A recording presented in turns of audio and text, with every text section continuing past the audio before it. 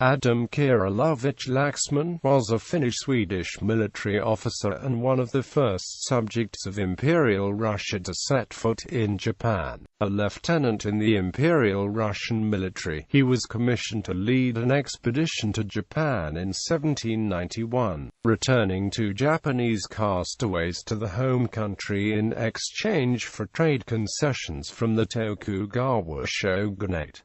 Son of Erik Laxman. Expedition to Japan. Laxman landed on Hokkaido in October 1792, where he was met by members of the Matsuma clan, who were entrusted with defending Japan's northern borders. Unlike previous foreign visitors, Laxman was treated hospitably, but this changed when he demanded, imprudently, that he be able to deliver the castaways to Edo in person. He was soon met by two envoys and 500 men, sent from Edo by senior councillor Matsudaira Sadanobu, who attempted to delay or prevent Laxman's traveling much deeper into Japanese territory. They asked that he travel to the town of Matsuma overland and without his ship. Laxman refused, and ultimately was allowed to sail with Japanese naval escort to the port of Hokkaido. From there, 450 Russians and Japanese would march to Matsuma Castle. Oddly, despite his impudence,